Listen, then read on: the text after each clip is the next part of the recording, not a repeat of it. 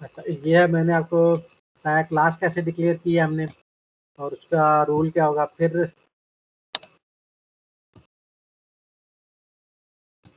ठीक है, ये बात मैंने अभी आपको बताई है कि characters consisting of letters digit. जैसे वेलकम 1 मैंने क्लास रखी है तो उसमें वेलकम बाकी सारे डिजिट्स हैं, 1 जो है वो बाकी सारे लेटर्स हैं, 1 जो है डिजिट है। इसके अलावा क्लास का नाम जो है वो अंडरस्कोर के साथ और डॉलर साइन के साथ स्टार्ट आप कर सकते हैं।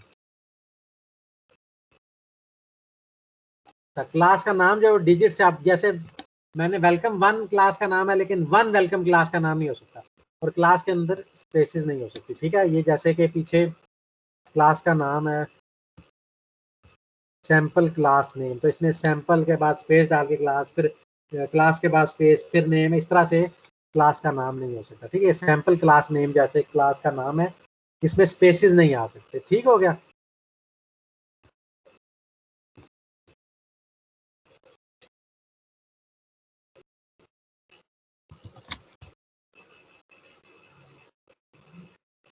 अच्छा जी, इसके बाद जावा जो है वो केस सेंसिटिव लैंग्वेज है। केस सेंसिटिव का क्या मतलब है, अगर आप, मैंने अभी क्लास उठाई है वेलकम 1 के नाम से, अगर मैं इसमें उसमें वेलकम का जो W है वो कैपिटल है,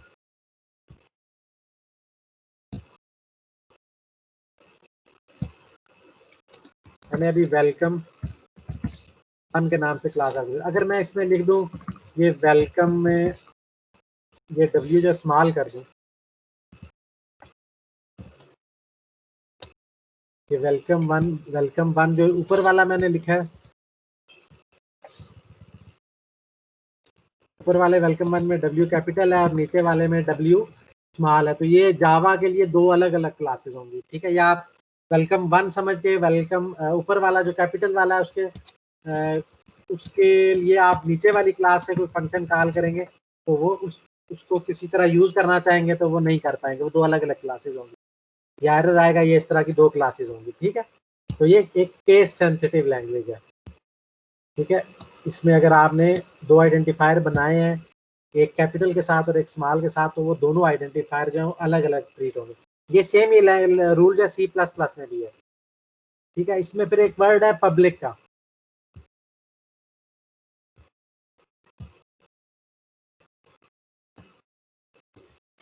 पब्लिक क्लास 1 वेलकम, ये पब्लिक का वर्ड है।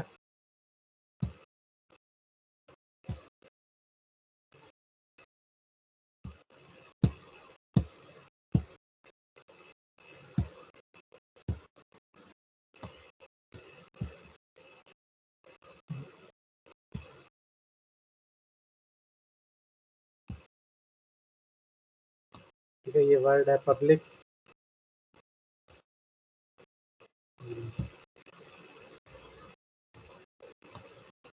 पब्लिक, ठीक है, ये जो पब्लिक है ये हमने क्लास के नाम से पहले आपने अभी लाजमी लिखना है। अभी पब्लिक के अलावा प्राइवेट और प्रोटेक्टेड के कंसेप्ट भी हैं, वो हम यूज कर सकते हैं, लेकिन अभी के लिए आपने बस ये ध्यान में रखना है कि हमने पब्लिक का वर्ड लिखना है। ठीक है, ये आगे हम जाके इनहेरिटेंस का अपना एक्सेस, कि किसको ये इस कोड तक एक्सेस है, किस कंपोनेंट को एक्सेस नहीं है, उसके लिए यूज हो रहा है। लेकिन अभी के लिए आपने ध्यान में रखना है कि हम पब्लिक का वर्ड लाजमन लगाएंगे क्लास के साथ। या पब्लिक के अलावा क्या लगा सकते हैं वो बाद में लेटर स्टेज पे हमें कोर्स में पता चलेगा। ठीक है,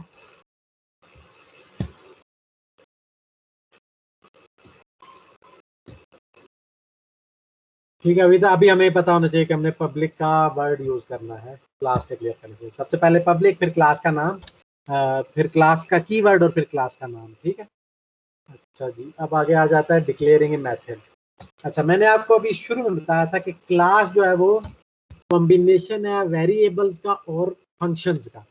फंक्शंस के लिए एक वर्ड यूज होता है मेथड्स, फंक्शन को हम मेथड्स भी कहते हैं। क्या आपने मोस्ट प्रोबेबली सी में कहीं पढ़ा होगा, C++ में। ठीक है, हम फंक्शंस को प्रोसीजर भी कहते हैं, मेथड भी कहते हैं। तो यहाँ पर आ गया declaring a variable method, class के अंदर हम एक मेथड डिक्लेयर करेंगे और इसे हम कह रहे हैं मेन। अब उसको डिक्लेयर करने का तरीका ये है कि अच्छा, इसमें फिर इस मेन से पहले लिखा हुआ वॉइड का मतलब है कि इसकी रिटर्न टाइप वॉइड है। ये हम C++ में पढ़ चुके हैं, जो फंक्शन कोई चीज रिटर्न ना करता उसे वॉइड कहते हैं। ठीक है, पब्लिक और स्टैटिक के कंसेप्ट हम आगे डिस्कस करेंगे और स्ट्रिंग आर्गुमेंट्स भी फ्यूचर में डिस्कस हो जाएंगे। इसमें से लिखा है कि प्रोग्राम बिल्डिंग ब्लॉक को हम मेथड कहते हैं। जितने हमारे टोटल जितने भी फंक्शंस हैं, जितने भी मेथड्स हैं जो हमारी क्लास के अंदर मौजूद हैं, वो सारे उसके बिल्डिंग ब्लॉक्स हैं। ठीक है, एक प्रोग्राम के अंदर मल्टीपल मेथड्स हो सकते हैं। यहाँ पर मैं कहूँगा एक जावा के प्रोग्राम के अंदर मल्टीपल क्लासेस हो सकती हैं और हर क्लास के अंदर मल्टीपल मेथड्स हो सकते हैं और यूजुअली होते हैं, जरूरत पड़ती है हमें। अच्छा, हमारे हर प्रोग्राम में एक फंक्शन लाजमी तौर पर मेन होना चाहिए। अच्छा, इस कंसेप्ट को देखें, ये चीज आपको C++ में भी पता है कि कोड की एग्जीक्यूशन हमेशा मेन से स्टार्ट होती है और एक फंक्शन मेन के नाम से लाजिमन होता है। ठीक है, और बाकी सारे जो फंक्शन है वो उसके अलावा होते हैं। ठीक है, जैसे कि ऐड का फंक्शन है, सब्ट्रैक्ट का फंक्शन है, मल्टीप्लाई का फंक्शन है, सॉर्ट का फंक्शन है, ये सारे हम बनाएंगे, लेकिन सबसे पहले मेन का फंक्शन बनाएंगे। अच्छा, क्लास के अंदर भी ऐसे ही हो सकता है, मेन का फंक्शन बना दें, गेट डाटा का फंक्शन बना दें, सेट डाटा का फंक्शन बना दें, डिस्प्ले डाटा का फंक्शन बना दें, बहुत सारे फंक्शन बना दें। लेकिन जो है ये चीज जावा में भी ऐसे ही होगी। लेकिन जावा में आप एक इंपॉर्टेंट चीज ये नोट करेंगे, इस कोड की तरफ वापस आते हैं। ये मेन का फंक्शन जो है ये क्लास के अंदर बना हुआ है। C++ में ऐसा जो है वो नहीं होता, हम मेन का फंक्शन क्लास के अंदर नहीं रखते। लेकिन जावा क्लास बनी है, जावा लैंग्वेज बनी है ऑब्जेक्ट ओरिएंटेड प्रोग्रामिंग के लिए। चूंकि ये ऑब्जेक्ट ओरिएंटेड प्रोग्रामिंग के लिए बनी है, लिहाजा इसके अंदर हमेशा हर जो भी फंक्शन होगा वो किसी ना किसी क्लास का मेंबर होगा। तो इससे हमें एक कंसेप्ट ये पता चला कि ऑब्जेक्ट ओरिएंटेड प्रोग्रामिंग का मतलब है ऐसा प्रोग्राम। ये थोड़ी सी रॉ इंफॉर्मेशन है, आगे जाके जरा हम ज्यादा थ्योरेटिकली कंसेप्चुअली बात करेंगे, एकेडमिकली बात करेंगे। एक रॉ सा कंसेप्ट ही आप ध्यान में रखें कि ऑब्जेक्ट ओरिएंटेड प्रोग्रामिंग वो होती है जिसके अंदर क्लासेस होती हैं। ठीक है, ये एक स्टूडेंट लेवल पे, बिगनर लेवल पे एक डेफिनेशन आप कह लें। और क्लास क्या होती है, उसके अंदर बहुत सारे वेरिएबल्स होते हैं और फंक्शंस होते हैं, और इन सब वेरिएबल्स और फंक्शंस की कलेक्शन को हम क्लास कहते हैं। ठीक है, तो अभी मैंने एक क्लास बना दी है वेलकम 1 के नाम से। ठीक है, और इसके अंदर फंक्शन बना दिया मेन। तो हर कोड के अंदर, हर एप्लीकेशन के अंदर एक मेन लाजमी होगा, लेकिन वो मेन भी किसी क्लास के अंदर होगा। C++ में ऐसा नहीं है। ठीक है, तो जावा इतनी ऑब्जेक्ट ओरिएंटेड प्रोग्रामिंग है, इतनी ऑब्जेक्ट ओरिएंटेड को जहन में बना के रखी गई है कि इसमें मेन भी किसी क्लास के अंदर होगा। ये बड़ी इंपॉर्टेंट बात है, आपने जहन में रखनी है, एंड ऑफ दिस सेमेस्टर तक ये बात जहन में रखनी है। इस चीज को हम इतना यूज करेंगे कि आपको जहन नशीन वैसे ही हो जाएगी। अच्छा, वॉइड का मतलब यह है कि ये फंक्शन कोई चीज रिटर्न नहीं करता। ठीक है, अगर इसकी टाइप इंट होती तो इंटीजर रिटर्न में कुछ रिटर्न करता, कैरेक्टर होता तो कैरेक्टर रिटर्न करता। इसके अंदर, इसके आगे जो मेन के अंदर जो कुछ भी लिखा हुआ है वो फंक्शन की बॉडी है। ठीक है, अब फंक्शन की बॉडी में अगर मैं जाऊं तो ये लाइन लिखी हुआ है system dot output dot print line, और इसके अंदर ये मैसेज लिखा हुआ वेलकम टू जावा प्रोग्रामिंग। ठीक है, लाइन कोड में वापस जाते हैं।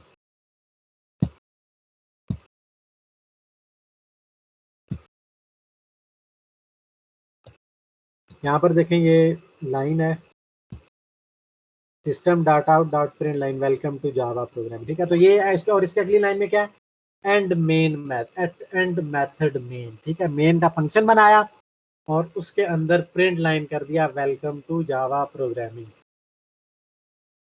ठीक है, यानी कि मैंने जावा प्रोग्राम जो है उसका, जैसे हम हेलो वर्ल्ड का मैसेज लिखते हैं उस तरह से एक मैसेज लिखा।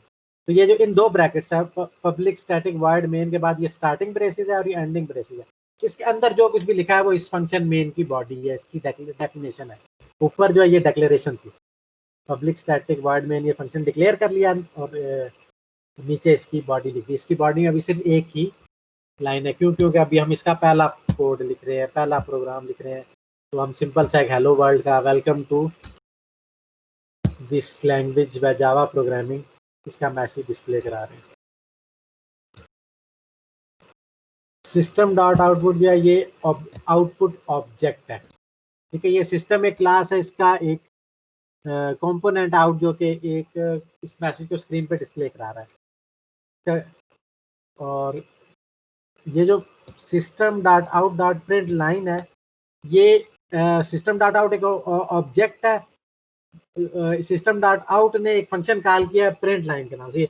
प्रिंट लाइन भी बेसिकली एक फंक्शन है, और ये क्या करता है, एक लाइन ऑफ टेक्स्ट को स्क्रीन पे डिस्प्ले करता है।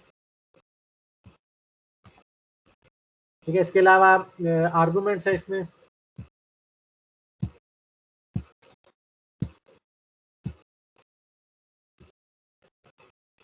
ये जो लाइन है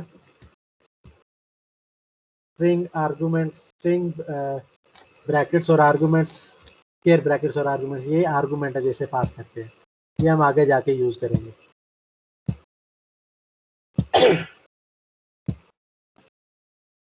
अब आ जाता है इस कोड को हमने एक्सप्लेन कैसे करना है। ठीक है, मैंने अभी हम लैब में मैं आपको बताऊंगा कि हमने जावा इंस्टॉल कैसे करनी है। ठीक है, मेरे पास Ubuntu है, इसमें मैंने इंस्टॉल की है। आप लोगों को मैं बताऊंगा कि विंडोज में कैसे इंस्टॉल करना है। ठीक है, वो हम लैब में करेंगे, इसकी इंस्टॉलेशन भी और इस पर। ठीक है, अभी मेरे पास इंस्टॉल्ड है, मैं आपको ये बताऊंगा कि ये कोड जो है हमने कैसे जो है इसको कंपाइल करना है, कंपाइल करके कैसे इसका जो है डिस्प्ले आउटपुट देखना है।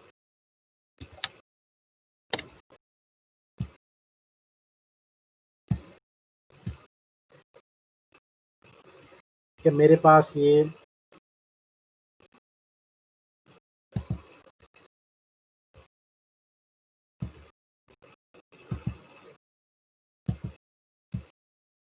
ठीक है, ये वेलकम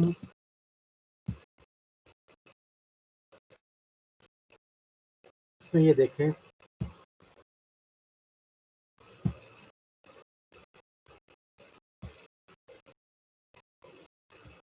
इसके अंदर ये सारा कोड जो मैंने आपको उसमें लिखा था साइड में, वेलकम एक क्लास डिक्लेयर की हुई है, क्लास के अंदर मेन का फंक्शन बनाया हुआ है और फिर ये वेलकम टू जावा प्रोग्रामिंग का ये लाइन लिखी हुई है। ठीक है, इस ब्रैकेट से मेन का कोड एंड किया हुआ और इससे अगली लाइन में क्लास वेलकम वन का कोड की डिक्लेरेशन जो है वो एंड की है। ठीक है, सिंपल सा कोड है। अच्छा, ये मैंने क्लास का जो नाम रखा हुआ है वेलकम वन डॉट जावा। ठीक है, ये ऊपर क्लास का नाम है वेलकम वन डॉट जावा। अब ये मेरे पास एक फोल्डर के अंदर मौजूद है, तो मैं पहले उस फोल्डर मैं ये टर्मिनल ओपन करूंगा। आपने विंडोज के अंदर जाना है, उसकी कमांड प्रॉम्प्ट की विंडो जो है वो ओपन करनी है। ठीक है, मैं सबसे पहले इस फोल्डर में जाऊंगा।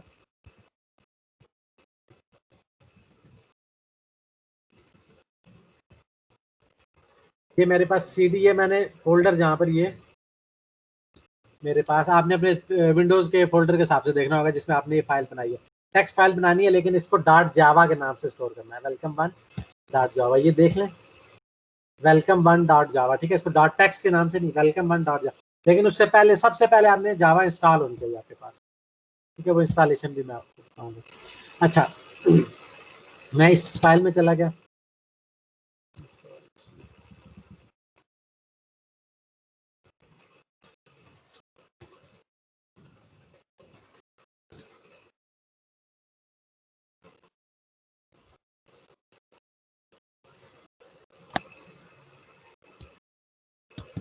ये पाथ का इशू मैं अभी रिजॉल्व करता हूँ।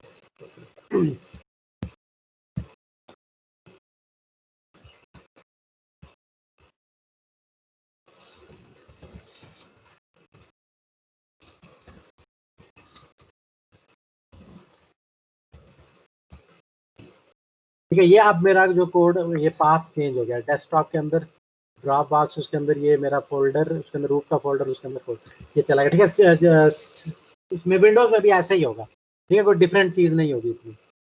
अच्छा, ये मैंने कर लिया। अब इससे आगे असल काम स्टार्ट हो रहा है, जो कमांड्स मैंने देनी है। कंपाइल, मेरा मकसद क्या है, कोड को कंपाइल करना और एग्जीक्यूट करना। उसके लिए देखें, स्लाइड में वापस आते हैं।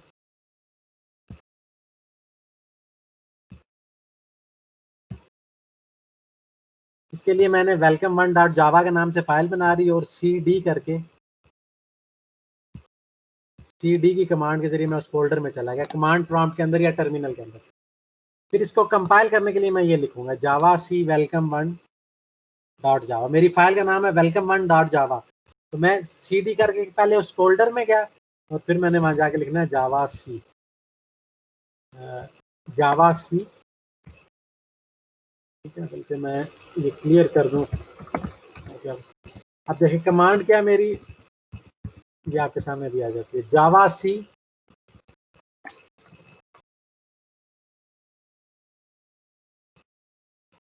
जावा सी वेलकम वन डॉट जावा। ये मैं कमांड लिखूंगा, ये जावा सी क्या करेगा, जावा की इस कमांड को कंपाइल करेगा। ठीक है, अगर कोई एरर नहीं है तो ये मेरे पास कोई मैसेज नहीं आया, मैं अगर मेरे पास कोई एरर होता लेट्स से,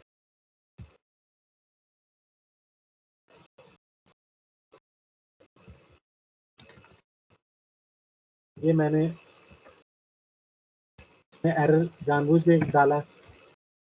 अब ये देखें सिस्टम डॉट, ये मेरे पास एरर मैसेज आ गया। ठीक है, अगर मैं एरर नहीं था तो एज इट इज आ गया। ठीक है, अब मैं इस एरर को रिमूव करता हूँ।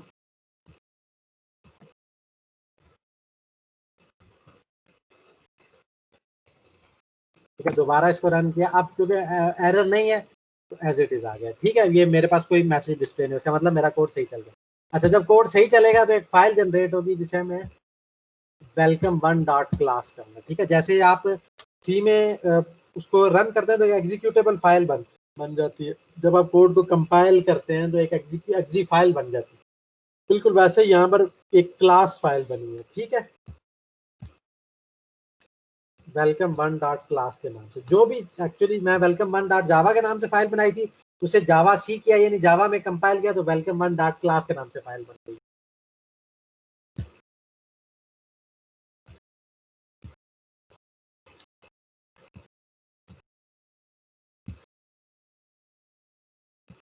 ठीक है, अब इस प्रोग्राम को एग्जीक्यूट करने का तरीका जावा वेलकम वन। ठीक है, वेलकम वन फाइल का नाम था वेलकम वन डॉट जावा, जावा सी लिख के वेलकम वन डॉट जावा को कंपाइल किया है तो वेलकम वन डॉट क्लास की फाइल उसी फोल्डर में बन गई है। अब मैं क्या करूंगा, जावा लिख के वेलकम वन उस फाइल को एग्जीक्यूट करूंगा।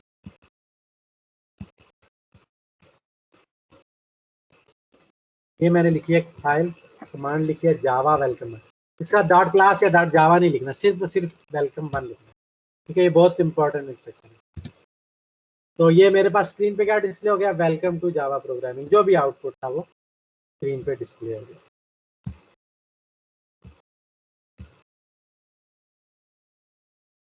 ठीक है, एज एक्सपेक्टेड।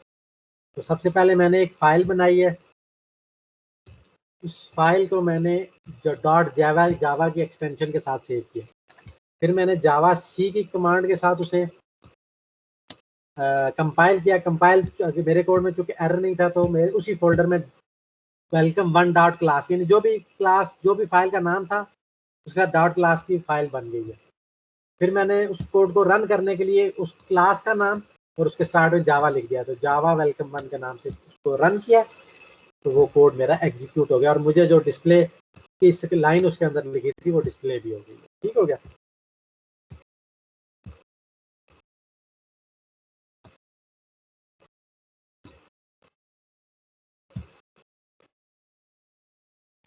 ये कोड एग्जीक्यूट हो गया।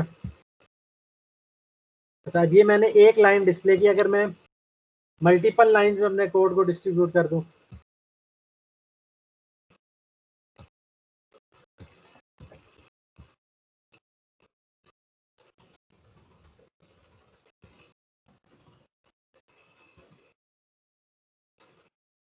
अब मैं दोबारा से कोड को जावा सी करके कंपाइल करूंगा,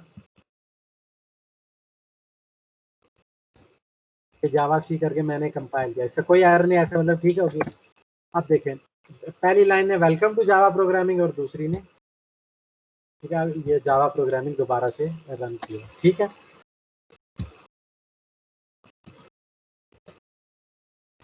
तो प्रिंट लाइन की बजाय अगर मैं सिर्फ प्रिंट कर दूं तो अब इसमें ये देखेंगे मैंने पहले प्रिंट किया और फिर प्रिंट लाइन की कमांड ने खुद नेक्स्ट लाइन डाल दी थी मुझे पिछली बार। लेकिन अगर मैं प्रिंट लाइन मैंने पहले प्रिंट किया सिंपल, फिर प्रिंट लाइन प्रिंट किया तो दोनों एक ही लाइन में प्रिंट हो गया। अगर मैं प्रिंट लाइन की को के अंदर जो है वो करना चाह रहा हूँ,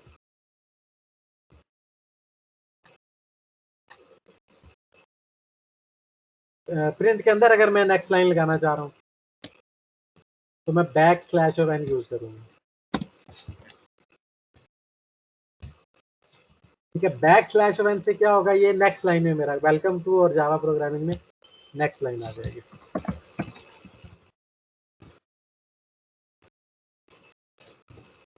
ठीक है, वेलकम टू और जावा प्रोग्रामिंग दोनों में नेक्स्ट लाइन आ गया।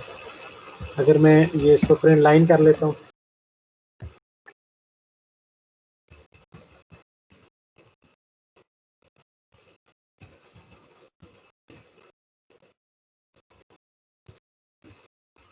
ठीक है, वेलकम टू जावा प्रोग्रामिंग। ठीक है, वेलकम टू अलग से और जावा प्रोग्रामिंग जो है वो अलग से आ गया, डिस्प्ले हो गया। ठीक हो गया। ये जो बैक स्लैश ऑफ एन है इसकी क्या एक्सप्लेनेशन है, ये नेक्स्ट लाइन को रिप्रेजेंट करता है। ये आपने सी प्लस प्लस में यूज किया हुआ, इसको हम क्या कहते हैं,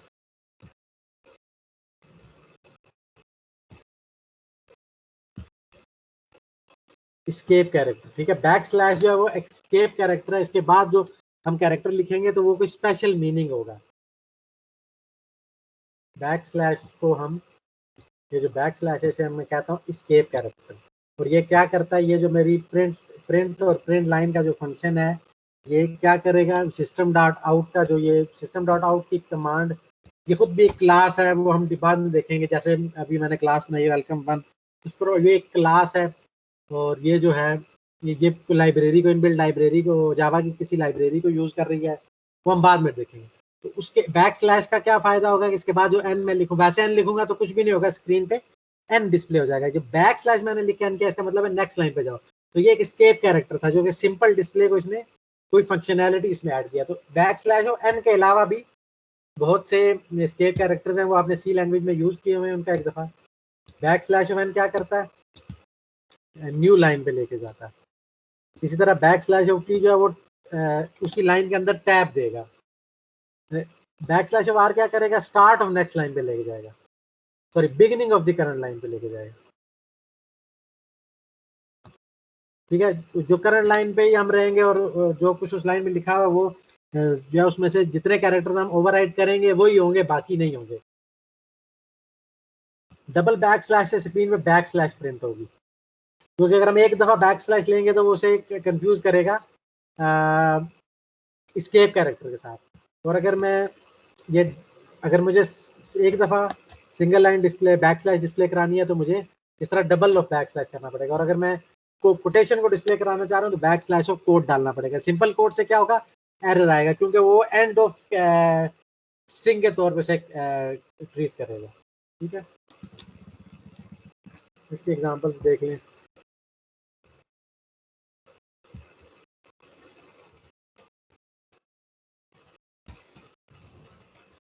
यहाँ पर जो हमारे पास है बैक स्लैश ऑफ टी है, एक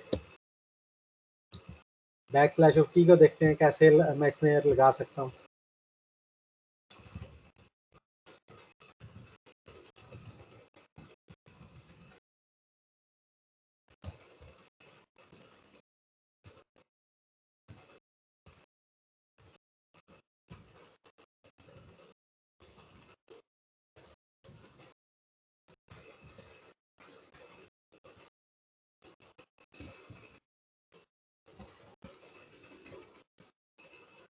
मेरा कोड सही कंपाइल हो गया।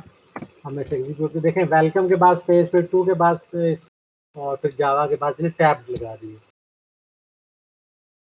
ठीक हो गया। अब अगर मैं बैक स्लैश और आर यूज करूं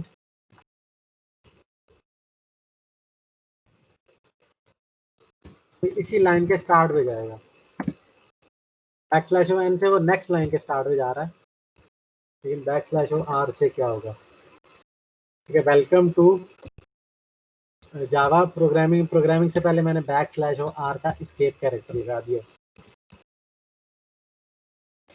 इसको दोबारा से कंपाइल करता हूँ, कंपाइल करके एग्जीक्यूट करूंगा। अब ये देखा आपको प्रोग्रामिंग और एक्सक्लेमेशन साइन और आवा, ये हुआ क्या है, वही है कि इसने पहले वेलकम टू जावा जो है वो स्क्रीन पे प्रिंट कराया। प्रिंट कराने के बाद प्रोग्रामिंग प्रिंट कराने से पहले इसको बैक स्लैश ऑफ आर का करेक्टर हो गया, तो इसने जो वेलकम था यहाँ से दोबारा प्रिंट करना शुरू कर दिया। तो वो आपको सिर्फ जावा का ये भी रह गया, बाकी सारा ओवर राइट हो गया। ठीक हो गया।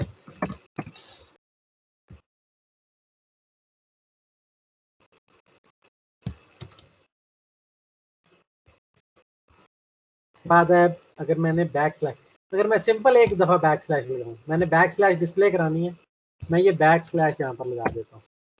अब ये बैक स्लैश लगा के मैं कोड को एग्जीक्यूट करता हूँ। तो ये कोड को मैंने एग्जीक्यूट कंपाइल नहीं किया, पुराना कोड एग्जीक्यूट हुआ, ये एरर आ गया। ठीक है, अब इस एरर को कैसे मैं रिमूव करूंगा, मैं दो दफा बैक स्लैश लगाऊंगा। अब जो पहली बैक स्लैश है वो सिर्फ एस्केप कैरेक्टर है। दूसरी, अब ये देखिए इसका कलर भी चेंज हो गया। दूसरा जो है ये जो है मुझे बता रहा है कि मैंने बैकस्लैश अब प्रिंट हो गई। अब मैं इस कोड को एग्जीक्यूट करता हूँ। मैंने कंपाइल किया,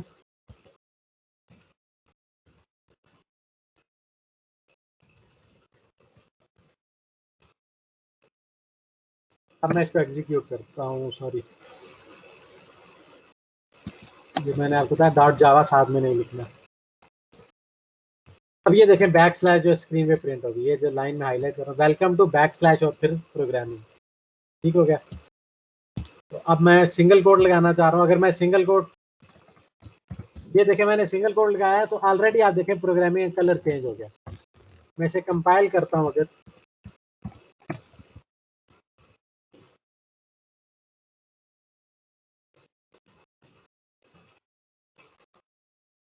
ये मैंने सेव नहीं किया हुआ था, सेव करके कंपाइल करता हूँ।